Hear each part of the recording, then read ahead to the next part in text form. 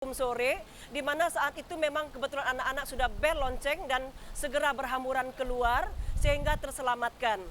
Sedangkan di SD itu ada guru kami yang patah, ada patah kakinya, patah tangannya, tetapi bisa diselamatkan keluar dan sekarang sedang mengalami perawatan. Iya, Ibu, lalu perawatan untuk medis sendiri bagaimana? Masih dari swadaya masyarakat sendiri, yayasan setempat, atau sudah ada dari Swadaya. pemerintah? Swadaya sendiri Bapak Ibu, swadaya Ibu. Kita itulah dalam kesempatan ini kita mau meminta bantuan support dari berbagai macam lembaga untuk sekolah-sekolah kita yang bernaung di bawah Yayasan Prayoga, Yayasan Katolik di Keuskupan Padang ini. Sementara juga di Keuskupan kami itu juga mengalami kerusakan Ibu, sehingga kami perlu sekali mendapatkan bantuan yang segera untuk tenda-tenda darurat supaya anak-anak kami bisa belajar dengan nyaman. Iya, Ibu Popi. Ibu Popi, tahan dulu, kami akan masih terhubung dengan Ibu. Sebelumnya saya harus break dulu Ibu ya. Ya, pemirsa, itu tadi bincang-bincang kita dengan Ibu Popi, salah seorang kepala sekolah yang juga mengajar di Padang. Dan saat ini diinformasikan masih ada sekitar 30-an siswa-siswi dari Sekolah Tinggi Bahasa Asing Prayoga yang belum diketahui nasibnya karena masih terjebak. Dan saat ini juga mereka masih menantikan uluran bantuan dari berbagai pihak. Ya pemirsa, kita jeda sejenak. Saya Cheryl Tansil masih akan segera kembali dalam Breaking News untuk Anda. Ya pemirsa, kembali bersama saya Cheryl Tansil masih dalam Breaking News seputar gempa di Sumatera. Kita kembali bergabung bersama Pak Salam Suryadi yang sudah bersama kami di studio. Selamat pagi Pak Salam. Iya Pak Salam, tadi ketika kita bincang-bincang dengan Ibu Popi yang saat ini berada masih di Padang, Bapak bilang itu tadi gambar itu di daerah Pondok ya Pak ya? Iya Bapak, jika Bapak melihat kerusakan di sana, bagaimana yang Bapak rasakan dan ketika Bapak bandingkan dengan kondisi sehari-hari di sana? Ya, waktu saya masih kecil di situ, saya juga banyak teman-teman di pondok itu ya, antara lain kawan-kawan yang ada di sana itu. Tapi begitu saya lihat runtuhan-runtuhannya itu ya sangat sedih sekali ya. Tapi belum tahu gimana nasib-nasib mereka itu. Kalau keluarga sendiri sudah bisa dihubungi semua ya, tapi kerabat, sahabat-sahabat semasa muda, semasa kecil dulu banyak yang belum bisa diketahui nasibnya. Belum tahu. Nah, hanya satu saya punya saudara yang di dekat Purus itu. Nah, dia seorang dokter juga, tapi ngajar di Andalas. Itu saya hubungin per telepon, nggak masuk-masuk rumahnya. Sudah diketahui nasibnya mungkin dari kerabat yang lain? Apa selamat?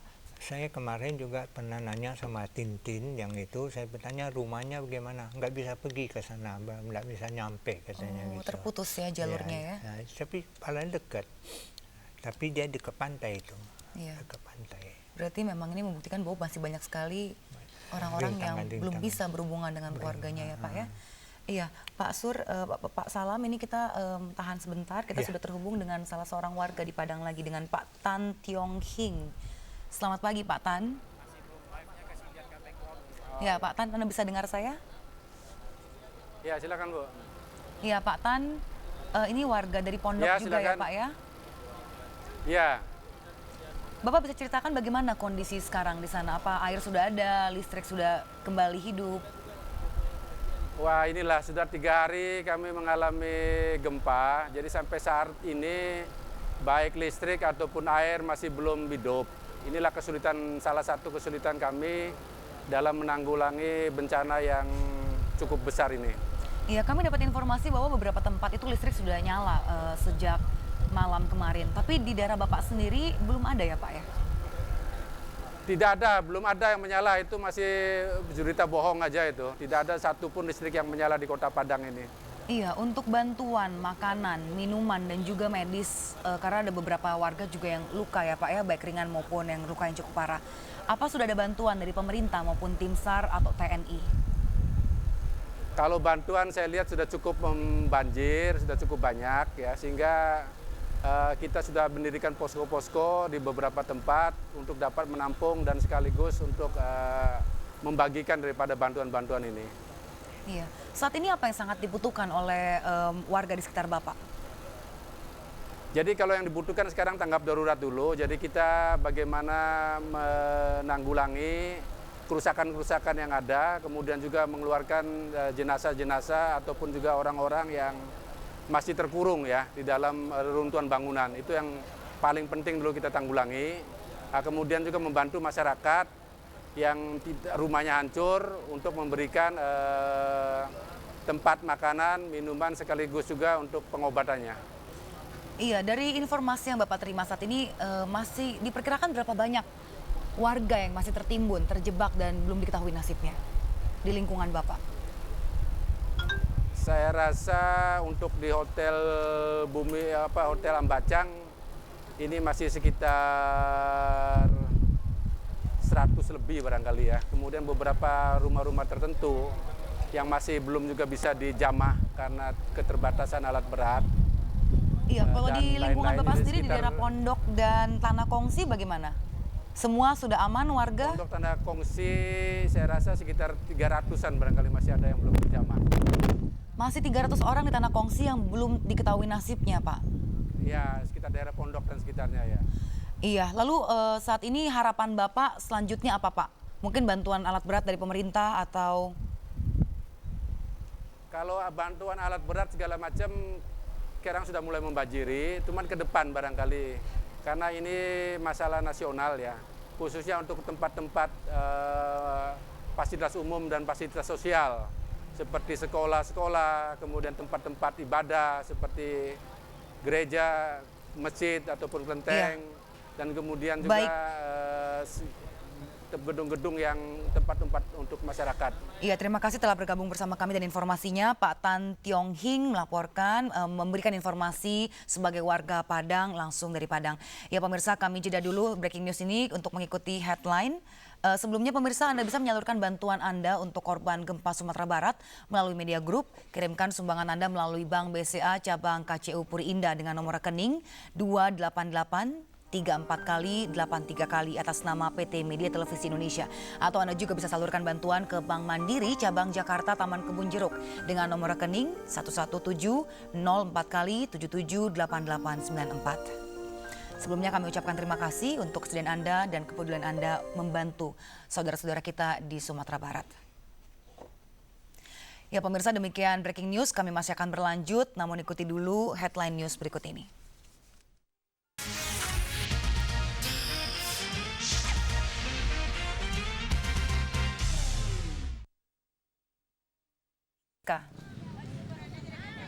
Ya, Sheryl, selamat pagi. Iya, Anda saat ini berada di salah satu rumah yang rusaknya paling parah. Bisa Anda ceritakan ke pemirsa bagaimana kondisi saat ini? Ya, Sheryl, pagi ini saya berada di Dusun Pau Kurai Taji dan terletak di jalan menuju ke arah Padang. Dan memang dampak dari gempa 7,6 skala Richter yang melanda Sumatera Barat tidak secara masif melanda satu titik saja, namun gempa 7,6 skala Richter itu dirasakan dampaknya berbeda-beda di berbagai titik. Dan saya akan mengajak pagi ini menuju salah satu rumah yang kerusakannya paling parah. Dan kita akan melihat dampak dari gempa 7,6 skala Richter tersebut. Ini adalah rumah yang memang salah satu rumah tua yang berada di kawasan atau di Dusun Pau Kurai Taji. Dan lihat apa yang terjadi pasca gempa. Seluruh atapnya roboh, hanya ada puing-puing, bahkan keluarga pun tidak bisa memasuki rumah ini untuk mengambil barang-barang berharga yang masih ada di dalam rumah tersebut. Dan saat ini saya akan mengajak Anda untuk berbincang dengan pemilik rumah tersebut, Ibu Fitria, yang kebetulan masih berjaga-jaga di luar rumah ini. Selamat pagi, Ibu Fitria. Bisa dijelaskan ini tadinya rumah seperti apa sih, Ibu? Rumah berserta kedai kami di situ, kedai nasi. Bisa mungkin agak sedikit maju. Iya, iya. Mungkin sambil jalan saja kita akan melihat seperti apa rumahnya Ibu dulu. Silakan Ibu. Ini rumah kami cukup besar. Nah, terus di sana ada kedai nasi, usaha kami satu-satunya. Terus kejadian gempa kami langsung lari keluar. Alhamdulillah kami sehat semua. Cuman nggak ada barang yang selamat, Bu. Dan ada berapa orang yang hidup di rumah ini, Ibu? Berlima. Berlima ya. Ada anak kecilnya? Ya, ada. Ada satu. Bisa diceritakan mungkin pada saat gempa itu apa yang terjadi, apa yang Ibu rasakan? Anda sedang berada di bagian mana dari rumah ini mungkin? Kami untung saja berdiri di teras, jadi pas gempa dalam sekejap aja kami langsung lari keluar. Terus karena gempanya makin kencang, terduduk kan memegang tanah. Setelah itu langsung roboh rumah nih, nggak sadar aja langsung roboh gitu. Oke, dan ini tadinya apa ini Ibu? Yang ini ruang utama atau gimana? Iya, ruang utama beserta ada dapur, ada ruang, ya lengkap lah rumah. Mungkin kita agak sambil jalan saja untuk melihat sebagaimana parah rumah ini akibat gempa 7,6 skala Richter. Atapnya jatuh semuanya, Ibu. Kayak gini, jatuh semua rata dengan tanah kan. Rata dengan tanah. Ibu sudah pernah mencoba untuk melihat-lihat ke dalam atau mungkin bagaimana? Samping tuh ada sedikit pakaian udah dikeluarkan. Pakaian, terus ada sedikit barang-barang. Jadi tidak ada celah lain ya Ibu untuk bisa memasuki rumah ini? Takut nanti kena runtuhan. Kami menunggu bantuan aja. Jadi selama ini rumah sudah hancur seperti ini? 3 kendaraan juga. 3 kendaraan hancur, semuanya hancur. Lantas apa yang saya melihat Ibu masih tidur di luar gitu ya Ibu ya? Iya. Belum ada dapat tenda kami. Kita akan melihat pemirsa di mana tempat Ibu Fitria dan keluarganya tidur ketika rumahnya roboh. Kita akan melihat. Oke. Kita akan melihat ya pemirsa.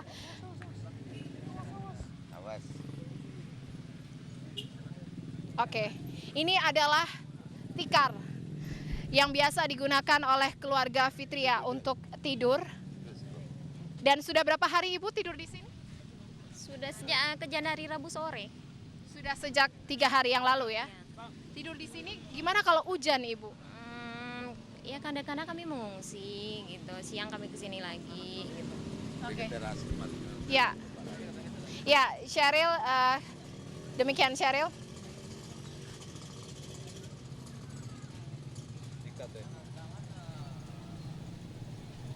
Sheryl? Ya, Francisca, Anda masih bisa dengar saya? Ya, sayang sekali pemirsa tampaknya sulit untuk berkomunikasi kembali bersama rekan kami di Padang Pariaman. Ya, pemirsa sebelum kami lanjutkan kembali breaking news untuk mengetahui lebih jauh bagaimana kondisi pasca gempa di Sumatera Barat, kita ikuti dulu jeda berikut ini. Ya pemirsa, kembali saya Cheryl Tansil masih dalam breaking news Metro TV. Ya pemirsa, dalam evakuasi di Hotel Ambacang, petugas menemukan sepotong daging yang diduga kuat bagian tubuh dari korban yang terjebak. Dan untuk informasi selengkapnya langsung saja kita bergabung dengan Sakia Arfan di lokasi. Ya Sakia. Ya Cheryl. Sakia silakan. Ya, Cheryl, memang hingga saat ini proses evakuasi di Hotel Ambacang ini masih terus dilakukan dan hari ini juga tadi ada tambahan alat berat sehingga total alat berat yang ikut mengevakuasi di Hotel Ambacang ini adalah sebanyak 5 hingga siang ini.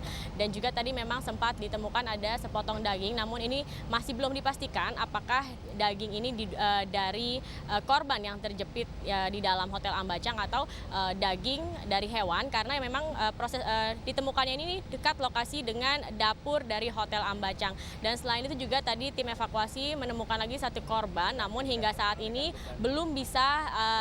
masih terjepit dan belum bisa dilepaskan, dan masih terus diusahakan untuk melepaskan korban yang terjepit ini.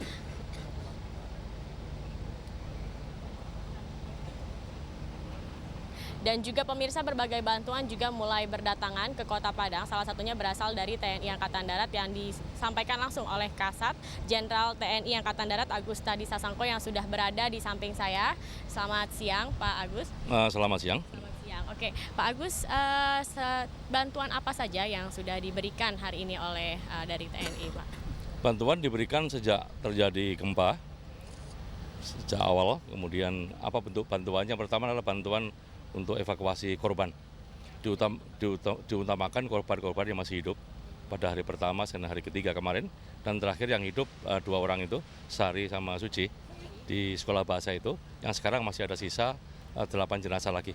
Itu pun sedang diusahakan, mungkin sebentar lagi akan berhasil dievakuasi 8 jenazah lagi. Berarti Bantuan yang alat berat nanti yang akan datang satu eskavator, ada 10 dump truck, ada traktor 1, kemudian di genset ada 3, kemudian akan ada lagi nanti rumah sakit lapangan.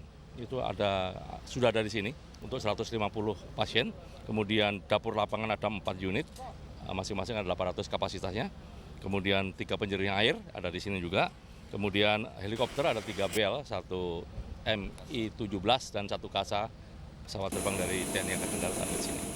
Pak, lalu bantuan ini akan didistribusikan kemana saja, Pak? Untuk di Kota Padang ini mungkin titik-titiknya di mana, lalu di kabupaten lain mungkin kemana, Pak? Untuk bantuan difokuskan kepada prioritas daerah sini yang banyak korbannya, tentunya yang tempat evakuasi ini. Bantuan ditujukan kepada masyarakat yang memerlukan dan tentunya prajurit kita yang bekerja di lapangan, baik darat, laut, dan udara. Di sini kita bekerja bersama-sama dari TNI Angkatan Darat, dari laut dan udara pada dalam satu tim, termasuk di situ ada Polri-nya juga.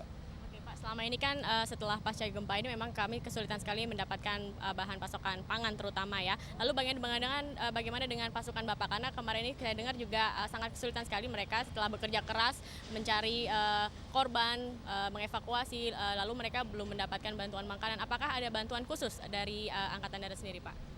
Pada awal gerakan mereka sudah membawa bekal untuk selama 2 hari, kemudian bekal ulang ini akan diberikan kepada mereka berbentuk natura, yaitu dari T2, makanan kaleng, nasi jadi, siap makan, itu ada sekitar, tadi kita bawa sekitar 6.000-an, 6.000 unit, nanti akan diberikan kepada seluruhnya yang bekerja dari anggota kita, kemudian bekal ulang akan dorong terus dari belakang, sesuai dengan keperluannya.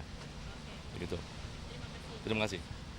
Ya, Cheryl, itu tadi wawancara kami dengan Bapak Kasat dari TNI Angkatan Darat, Jenderal TNI Angkatan Darat Agus Tadi Sasongko. Demikian, Cheryl. Kembali ke Anda. Ya, terima kasih Zaki Arfan melaporkan langsung dari lokasi Hotel Lambacang di Kota Padang. Ya, pemirsa, kita kembali bersama rekan Francisca Renata yang saat ini berada di Padang Pariaman untuk mengetahui lebih lanjut kondisi di sana. Ya, Francisca. Ya, Cheryl, ya, sekitar pukul 8 pagi tadi. Ya, silakan laporan Anda. Ya, Cheryl, sekitar pukul 8 pagi tadi, Wakil Presiden Yusuf Kala telah tiba di Padang Pariaman, tepatnya di kantor Wali Kota Pariaman. Dan Yusuf Kala sendiri ditemani oleh Menteri Dalam Negeri Mardianto dan juga Menteri Perindustrian Fahmi Idris. Dan Yusuf Kala beserta dengan rombongan di kantor Wali Kota Pariaman kemudian meninjau secara langsung posko pengungsian korban gempa serta posko medis dan juga posko bala bantuan yang lain. Karena memang di kantor Wali Kota Pariaman tersebut adalah pusat dari bantuan medis, bantuan juga makanan dan obat-obatan dipusatkan di tempat tersebut. Sementara itu, setelah dari kantor Wali Kota Pariaman, Yusuf Kala dan juga rombongan kemudian melanjutkan perjalanan dan sempat singgah di beberapa rumah penduduk yang memang mengalami kerusakan yang cukup parah akibat gempa 7,6 skala Richter yang melanda Sumatera Barat tersebut. Dan memang gempa kali ini tidak hanya terpusat di satu titik saja, namun terpencar-pencar di beberapa titik sehingga menyulitkan proses evakuasi sendiri. Dan proses evakuasi masih terus dilakukan hingga hari ini. Dan tadi ketika berkunjung ke Padang Pariaman, Wakil Presiden Yusuf Kala juga menyempatkan untuk menyatakan bahwa proses evakuasi masih akan terus dilakukan hingga 7 hari pasca gempa. Dan kemudian jika proses evakuasi tersebut tidak menemukan korban lagi dan korbannya masih banyak, maka nantinya proses evakuasi tersebut akan dihentikan dan kemudian para korban yang belum ditemukan tersebut akan dikuburkan secara massal. Dan berikut adalah pernyataan dari Wakil Presiden Yusuf Kala.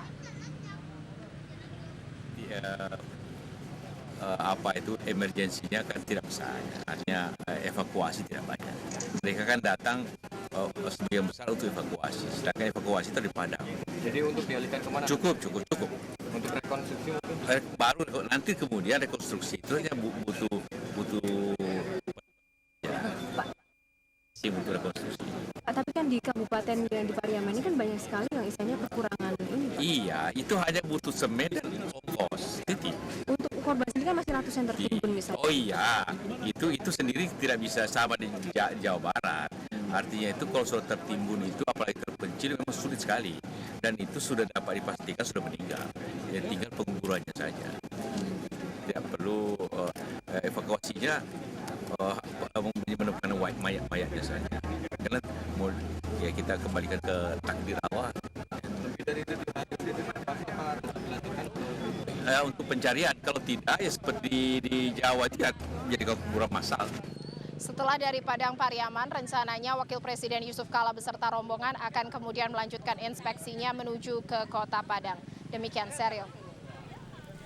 Ya, terima kasih atas laporan Anda. Pemirsa, Francisca Renata melaporkan langsung dari Padang Pariaman, Sumatera Barat. Ya pemirsa, sebelum kami lanjutkan kembali breaking news, kita ikuti dulu jeda komersial berikut ini.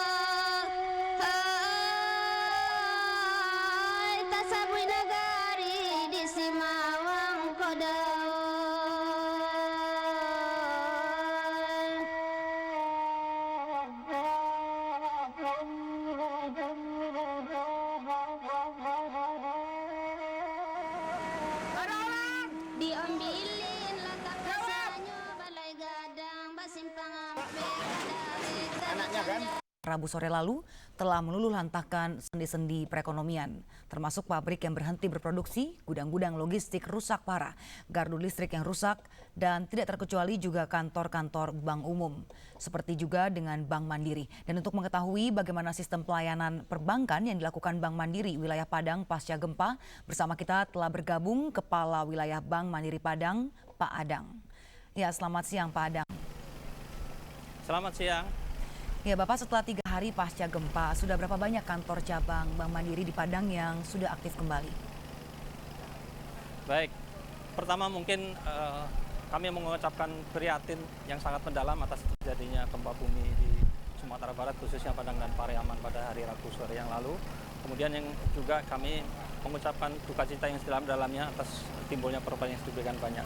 Yang kedua, kami tetap berkomitmen memberikan pelayanan yang terbaik untuk masyarakat. Dari jumlah 7 buah cabang di Kota Padang dengan 36 ATM, pada hari pertama kami telah bisa memperfungsikan 2 cabang yang operasional penuh dengan 4 ATM. Kemudian cabang yang tidak beroperasional ada 3 di Imam Bonjol, kemudian Aziz Chan itu dialihkan ke cabang Sudirman. Kemudian cabang yang sudah siap operasional setelah komunikasi akan tersambung ini juga akan 3 cabang lagi. Jadi komitmen kami tetap memberikan layanan yang terbaik kepada masyarakat yang pada saat ini tentunya sangat membutuhkan pelayanan kami. ATM kami sudah beroperasi dengan penuh, saat ini sudah ada 10 buah, 7 di cabang dan 3 di public area. Dan kami melihat antrian memang cukup panjang dan kami berkomitmen akan menambah lagi operasional cabang setelah sistem komunikasi ini berjalan dengan baik. Demikian. Iya Bapak, bisa kembali disebutkan cabang-cabang mana saja yang sudah beroperasional penuh Pak? Baik, yang sudah beroperasional penuh adalah di cabang Sudirman, kemudian di Indarung, dan untuk cabang yang gedungnya rusak di lapangan Imam Bonjol dan Aziz Chan Priority, ini kami alihkan ke cabang Sudirman. Kemudian cabang yang belakang Olo, ini hari Senin ini sudah akan beroperasi penuh, kemudian di Padang Muara dan juga di cabang yang satunya adalah di cabang Indarung, ini juga sudah beroperasi. Kita akan operasikan juga 7 ATM yang ada di lapangan Imam Bonjol. Untuk hari ini kita usahakan komunikasinya sudah berjalan dengan dukungan genset yang kita akan suplai ke sana. Hari ini insya Allah sudah akan kita operasikan kembali untuk melayani masyarakat. Pak Adang, lalu ini kan banyak sekali bangunan yang rubuh. Dan pasti susah sekali untuk masyarakat mencari buku bank mereka, kartu tanda pengenal. Bagaimana bagi para nasabah Bank Mandiri yang ingin mencairkan uang atau ingin segera memperoleh layanan perbankan, tapi mereka kesulitan dalam hal membuktikan identitas? Ya, tentunya dalam kondisi darurat kami mempunyai prosedur khusus, Bu. Jadi bagi masyarakat yang kehilangan tabungan, ATM, kita akan tetap bisa melayani. Jadi ini memang kita melakukan pelayanan khusus agar supaya memudahkan masyarakat. Caranya bagaimana Pak? Apa yang harus dipersiapkan oleh para nasabah ketika datang ke kantor Bank Mandiri? Tentunya membawa bukti diri, kemudian kalau memang sama sekali nggak ada, ya kita akan verifikasi dari data yang ada di kami. Barangkali dengan mencek semua yang ada di komputer kami, data-data mengenai nasabah. Iya, jadi verifikasi datanya mirip seperti kalau kita mengakses telepon bank ya Pak ya? Seperti tanggal lahir, mungkin seperti itu Pak? Betul, iya betul. Iya baik, lalu Bapak sebagai kantor kepala cabang Bank Mandiri di Padang, apa kesulitan Bapak untuk menjalankan proses perbankan saat ini? Selain listrik, apa ada kesulitan memang lain masalah, Pak? Baik, masalahnya memang ada di komunikasi, lain komunikasi dan juga listrik ya. ATM kami yang belum berfungsi di public area itu adalah sebetulnya karena tidak adanya suplai daripada listrik.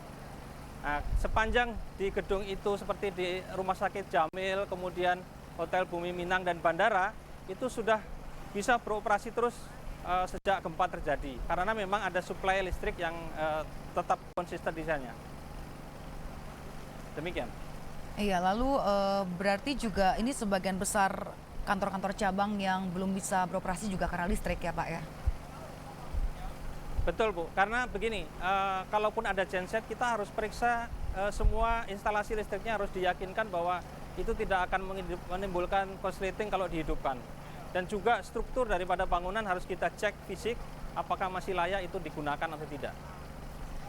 Iya Bapak, ini dari semua jumlah total kantor-kantor cabang yang ada di Padang, kira-kira kapan bisa kembali berfungsi seperti biasa lagi, benar-benar full semua membuka pelayanan kepada nasabah? Hari Senin kami akan usahakan untuk mengalihkan operasional dari cabang-cabang yang rusak berat seperti DPAJ dan Lapangan Imam Bonjol ke Sudirman. Kemudian yang di Padang Muara kita akan cek secara fisik apakah masih memungkinkan. Kalau tidak, kami akan operasikan di salah satu kantor, salah satu rumah instansi yang kita fungsikan nanti di Jalan Diponegoro sebagai kantor sementara. Iya. Demikian. Bapak, untuk ATM sendiri juga belum bisa dipastikan ya kapan bisa berfungsi normal lagi semua titik ATM? Untuk ATM yang ada di dalam gedung yang rusak, kita akan upayakan untuk bisa operasional hari Senin. Tetapi untuk public area kita harus kerjasama mungkin dengan pemilik gedungnya. Karena kalau tidak ada suplai listrik dari PLN belum hidup, tidak ada genset, tentunya ini akan sulit untuk menghidupkan. Walaupun secara komunikasi sebetulnya bisa dijalankan, tetapi suplai daripada listriknya yang tidak ada. Iya baik, Bapak mungkin ini ada himbauan untuk para nasabah Bank Mandiri di Padang yang mungkin juga menonton tayangan hari ini. Bagaimana bisa mereka lakukan untuk mendapatkan kembali pelayanan? Mungkin ada posko-posko khusus. Ya, baik.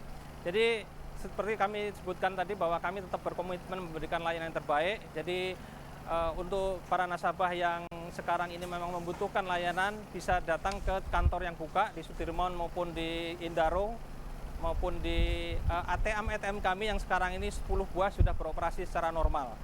Jadi untuk kalau ada kesulitan mengenai buku tabungan, ATM yang tidak ketemu dan sebagainya, silahkan datang ke kantor yang buka untuk kemudian kita akan layani dengan sebaik-baiknya semua kebutuhan dari Bapak Ibu nasabah sekalian. Dan kami komitmen untuk Senin ini akan lebih banyak lagi ATM dan cabang yang kita bisa operasionalkan. Demikian. Iya, terima kasih sekali atas informasinya dan telah bergabung bersama kami. Pemirsa, itu tadi Bapak Adang sebagai Kepala Wilayah Bank Mandiri di Padang. Ya, dan pemirsa, kami masih akan melanjutkan berbagai. Dan untuk mencapai lokasi reruntuhan di Dusun Cumanak ini memang sangatlah tidak mudah. Selain memang kondisi jalan yang cukup terjal dan berbukit, area longsoran tanah dan juga reruntuhan yang diakibatkan gempa ini memang sangat sulit untuk dilalui oleh para tim evakuasi. Dan seperti yang dapat Anda lihat, sebuah mayat atau jenazah belum dapat diangkat dari reruntuhan karena memang pada kondisi yang sangat sulit. Dikhawatirkan jika dipaksakan untuk diangkat terlalu tergesa-gesa maka akan mengakibatkan jenazah tersebut hancur. Dan meskipun sangat sulit, namun hingga sampai dengan hari ini pemerintah dari Kecamatan Patamuan Kabupaten Padang Pariaman masih berusaha semaksimal mungkin untuk dapat mengevakuasi ratusan jiwa yang sampai saat ini diperkirakan masih tertimbun reruntuhan. Dari Kecamatan Patamuan Kabupaten Padang Pariaman, Yohana Margareta, Ergo Mariadi, Metro TV. Ya pemirsa, 3 hari setelah bencana, sejumlah kecamatan di Padang Pariaman masih terisolasi. Dan tim kami berhasil mencapai sejumlah kecamatan di kawasan pegunungan yang hingga kini belum bisa dijangkau oleh tim SAR maupun bantuan lainnya.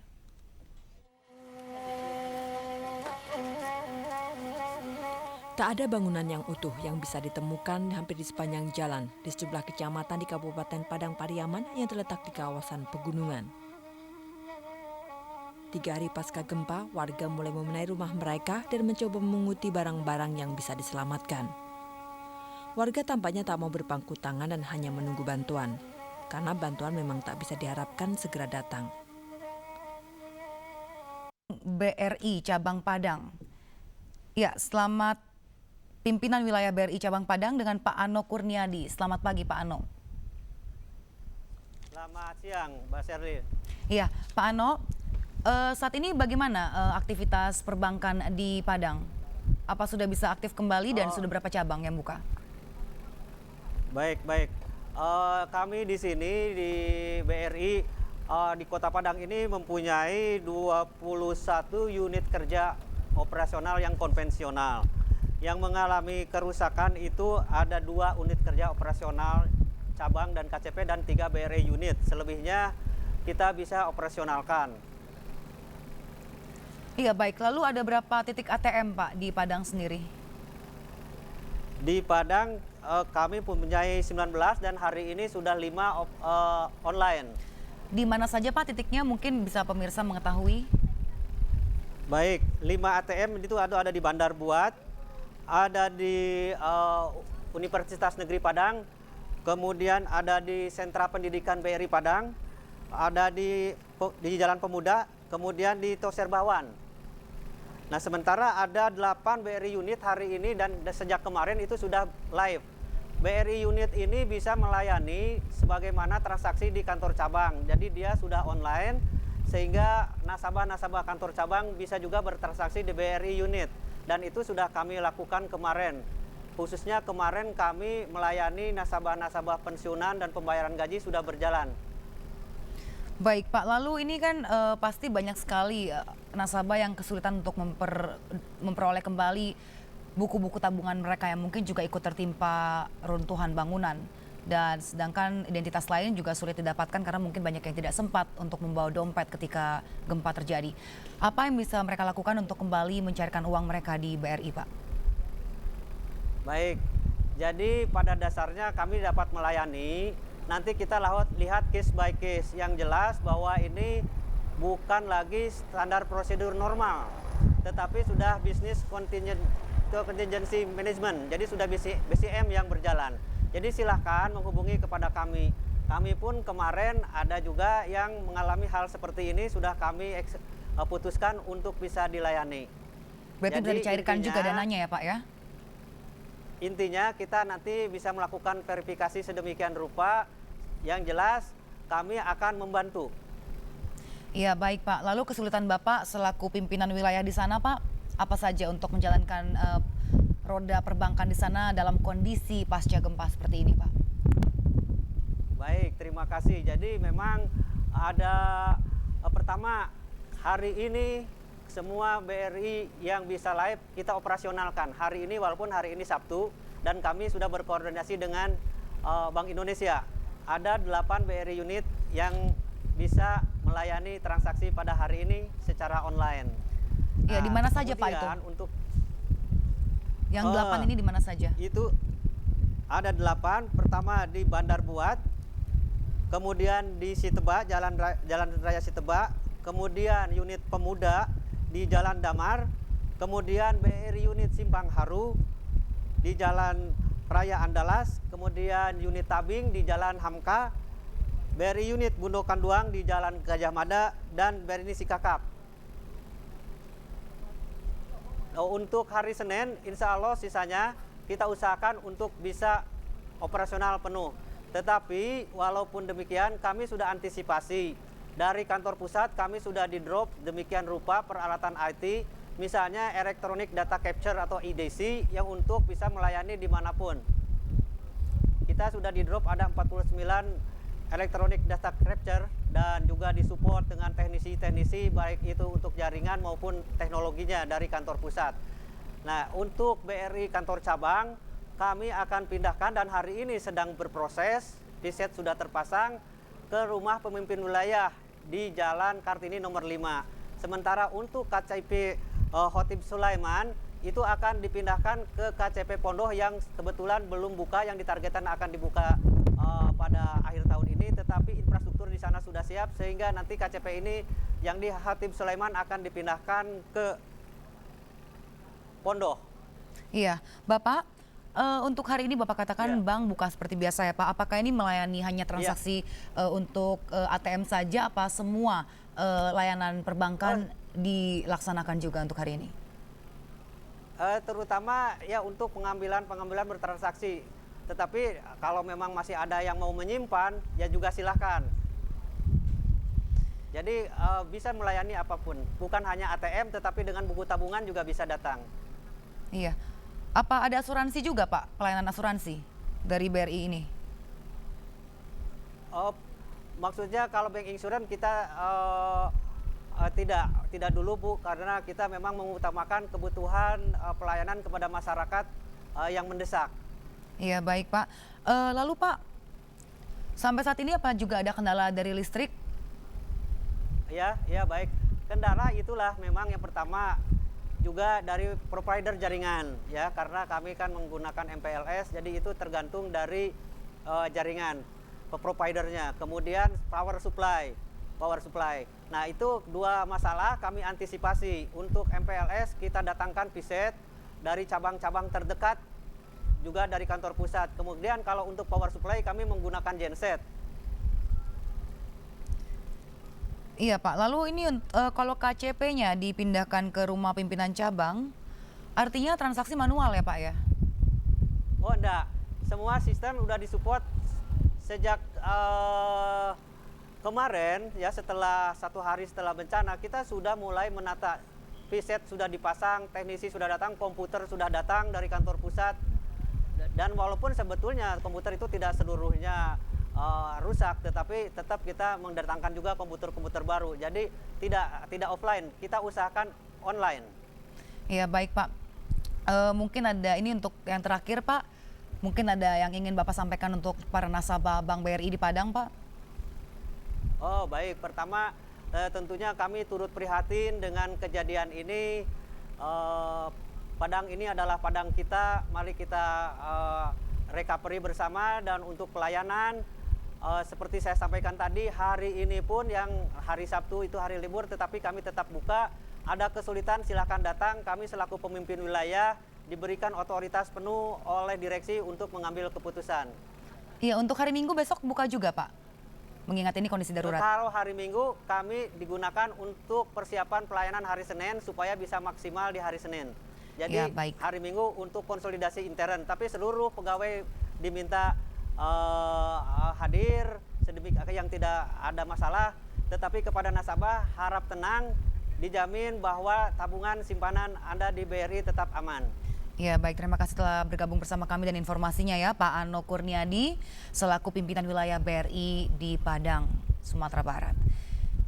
Ya pemirsa, sebelum kami kembali melanjutkan berbagai informasi dan juga siaran-siaran langsung dari Padang, Sumatera Barat, kita ikuti dulu jeda berikut ini, tapi breaking news masih akan kembali untuk Anda. Kemungkinan besar dari mereka tidak bisa diselamatkan. Dan karena listrik baru menyala pagi hari ini setelah 4 hari pasca gempa, maka korban patah tulang, rongsen untuk korban patah tulang baru bisa dilakukan siang ini. Dan dokter belum bisa menentukan juga bagian mana dari pasien yang mengalami patah tulang, karena kebanyakan pasien yang memasuki rumah sakit berada dalam kondisi tidak sadar. Dan tadi kami juga sempat mengambil gambar dari sebuah rumah yang belum selesai dibangun, tepatnya di lantai 2 sebuah rumah kosong di Dusun Pau Kurai Taji, dan kami akan mencoba melihat memperlihatkan gambar kepada Anda bagaimana kondisi di dusun Pau Kurai Taiji tersebut. Dan berikut adalah gambarnya. Seperti yang Anda lihat, gempa 7,6 skala Richter yang melanda Sumatera Barat ini tidak terpusat di satu titik saja, namun terjadi di beberapa titik. Sehingga ada satu rumah yang memang hanya mengalami retakan-retakan saja di dinding-dindingnya, namun ada rumah lain lagi yang mengalami kerusakan parah, cukup parah, atap dan juga dinding-dindingnya semuanya roboh. Dan hingga saat ini belum ada tenda pengungsian maupun dapur umum yang dibangun di dusun ini, dan sebagian besar warga yang memang bertempat tinggal di sini dan rumahnya mengalami kerusakan yang cukup berat terpaksa harus tinggal di depan rumah mereka hanya dengan beralaskan tikar, dan bahan makanan juga masih belum sampai. Dan seperti yang bisa Anda lihat, banyak sekali dari warung atau kedai nasi di daerah ini juga sudah hancur. Sehingga sektor ekonomi di dusun ini juga sedikit porak-poranda. Demikian, Tasya.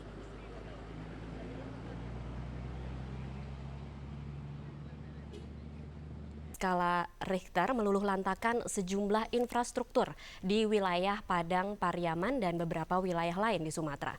Tidak terkecuali infrastruktur jaringan komunikasi yang dimiliki sejumlah provider telepon termasuk Telkomsel. Dan untuk mengetahui seperti apa perbaikan layanan jaringan komunikasi yang dilakukan Telkomsel, bersama kita telah tergabung Direktur Utama Telkomsel Sarwoto Atmosutarno. Selamat siang Pak Sarwoto.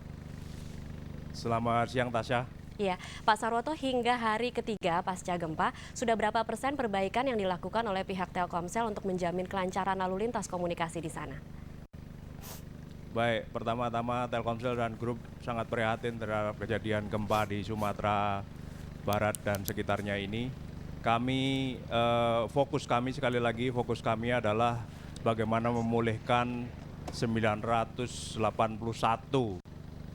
BTS baik 2G maupun 3G yang biasa kita gunakan untuk melayani baik komunikasi, data, suara maupun SMS. Pada saat ini hari ketiga hampir 100% BTS kami di luar Padang kota itu telah selesai dengan berbagai macam upaya kami termasuk genset dan baterai. Ya. Kemudian, 100% Pak Sarwoto, 100% itu di luar Kota Padang ya? Betul, jadi seperti Payakumbuh, Bukit Tinggi, Painan, dan kemudian juga Selong ya. Untuk Solok, itu sudah. Untuk wilayah Kota Padangnya sendiri bagaimana Pak? Ya, jadi Kota Padang saat ini kami baru bisa memulihkan 40%. Mengapa? Karena dari 274 BTS yang ada, itu semua secara fisik rusak, ya. Sehingga kami secara satu persatu saat ini akan memulihkan semuanya dalam waktu 3 hari ini. Namun demikian, walaupun 40% ini kita telah selesai, tapi jaringan 2G, 3G kami telah menjangkau khususnya tempat-tempat yang sangat penting di airport dan juga di posko-posko utama, sehingga yang kita lihat saat ini bantuan asing telah mulai berdatangan dan saya yakin sekali mereka sangat membutuhkan komunikasi dari Telkomsel ini. Baik Pak Sarwoto, apakah ada layanan-layanan khusus yang diberikan Telkomsel untuk memudahkan konsumen melakukan komunikasi dengan kerabat keluarganya? Ya, baik. Sejak hari pertama Telkomsel hadir di sini, kita sudah melayani free SMS.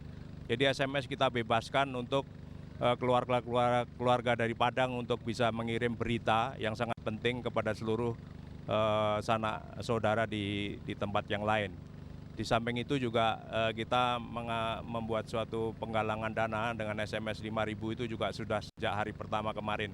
Dan kita harapkan dengan ketik sumbang 5.000, maka Rp5.000 akan setiap kali kita teruskan ke PMI. Berapa lama layanan itu akan diberikan? Jadi kita lihat sampai kapan kita akan teruskan, tapi paling tidak kami menjanjikan 1 bulan sesudah hari pertama gempa tersebut. Baik, 1 bulan setelah gempa kemarin. Apa yang akan dilakukan pihak Telkomsel untuk tetap menjamin jaringan yang kuat di sana, Pak?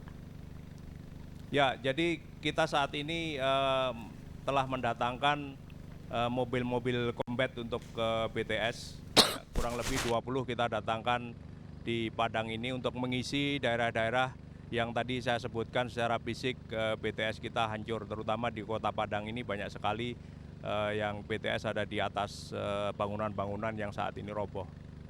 Ya, selain itu juga kita akan memperkuat tambahan kapasitas baterai, karena dengan adanya kelangkaan pasokan listrik, maka baterai sangat menentukan.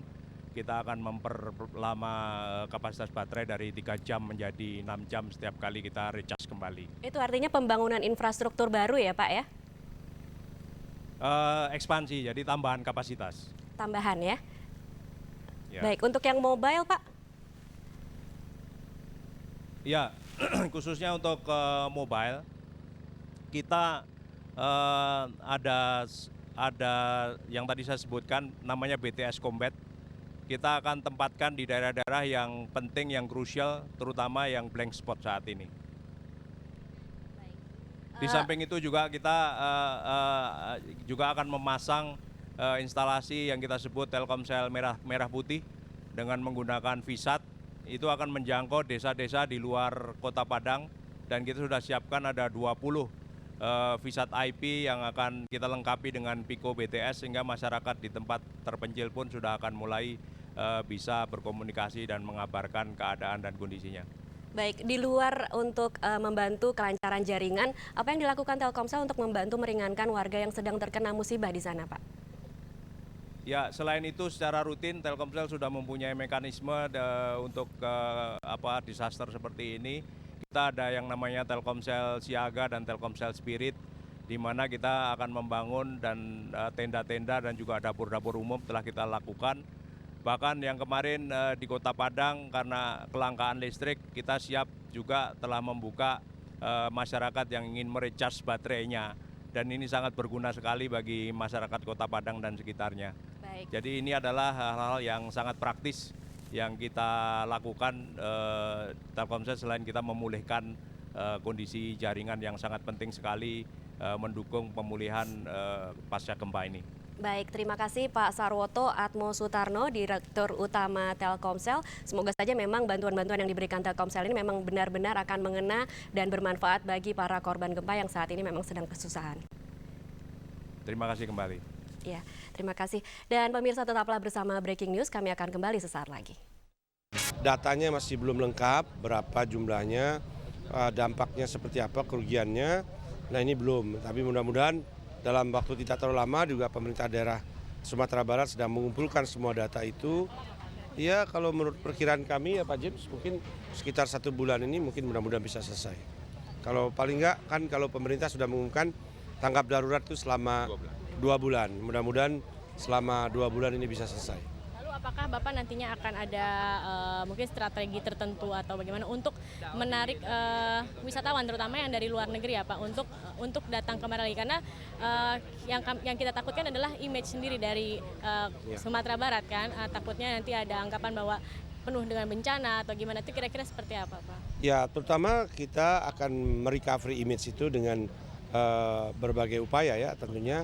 Yang paling sederhana adalah kalau sudah diperbaiki kan paling tidak ada lagi melihat secara fisik ya kan bekas-bekas yang terjadi dahulu. Nah yang kedua tentunya kita yakinkan bahwa ini bisa terjadi kapan saja, tidak ada yang bisa menggaransinya dan itu bisa terjadi di mana-mana. Yang tentu kita perlu juga informasikan bahwa di Sumatera Barat pun kalau mereka masih khawatir ke tempat yang dikhawatirkan akan terjadi gempa, masih banyak destinasi atau atraksi tempat-tempat wisata di luar tempat-tempat itu. Nah ini yang mungkin perlu kita sampaikan. Yang berikutnya mungkin juga kita nanti semakin hati-hati di dalam membangun sarana-prasarana, mungkin dengan building code yang semakin terjaga, ini yang diharapkan oleh para wisatawan. Artinya ya kalau building code-nya terjaga dan dilakukan kontrol yang sangat baik, mestinya paling tidak itu menjadi upaya kita kalau terjadi gempa yang masih bisa artinya ditahan atau bisa tidak terlalu merusak, ini juga mestinya bagian dari upaya-upaya yang harus dilakukan. Nantinya juga akan ada event-event besar lain Pak, seperti kemarin kan sudah kita selenggarakan Tour de Singkarak yang bisa dibilang cukup sukses. Apakah nantinya juga akan ada atau justru akan ada event yang justru jadi tertunda karena gempa ini Pak? Kalau yang sekarang ini dalam waktu dekat memang belum ada event besarnya, tetapi event-event tetap akan dilaksanakan, terutama setelah nanti pemulihan dan juga tentunya rescue ini.